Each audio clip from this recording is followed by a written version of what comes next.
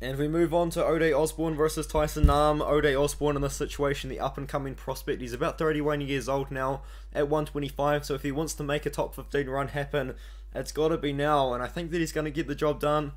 And I've been thinking about it, you know, Tyson Nam's a very hard guy to put away, but I'm picking Osbourne to win by knockout on this one. I know it's flyweight, I know not the most knockouts in the world happen, but Tyson Nam is 38 years old, almost 39 years old. But before we start talking about the fight, I do want to remind you, if you guys don't know, Tyson Nam, way back in the day in 2012, knocked out Eduardo Dantas as a huge underdog, massive underdog. Eduardo Dantas at the time was Bellator's champion, coming for like a one-off fight in Shuto, got knocked out by Tyson Nam, and then carried on just winning in Bellator, which is absolute madness. That yeah, Tyson Nam at one point knocked out the Bellator champion. That's a little bit of a throwback for you guys if you guys don't know. But both guys are still fighting.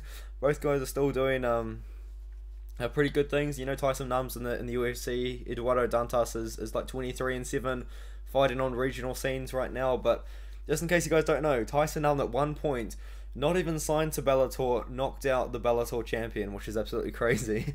But yeah, so that happened. But yeah, I think Osbourne with very fast hands. He is somewhat well-rounded, but he's more of a striker in my opinion. He's a good striker. Tyson Nam's a very good striker as well, and he was recently on like a little 2-fight win streak over Zarek and Jerome Rivera. But we all know that Jerome Rivera is potentially the worst guy to ever fight in the UFC. Where is it?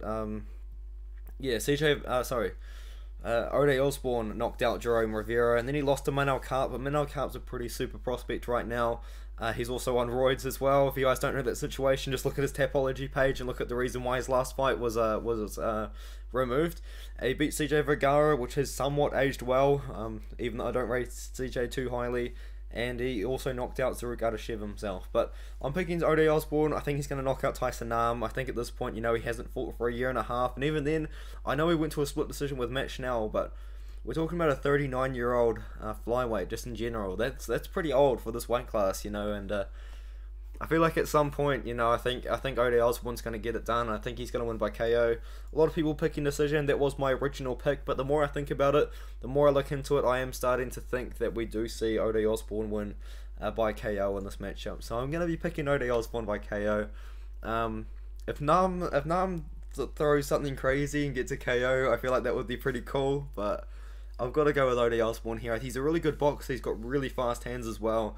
He's very quick, so I like Osbourne. I think he's actually going to be a pretty good prospect, even though at one point it wasn't looking too good for his UFC career. He went 1-2 in his first 3 fights, and the blueprint to beat Osbourne has been laid out, to be fair, by Brian Kelleher, but no one's been able to utilize that yet. So yeah, give me Osbourne to win by KO.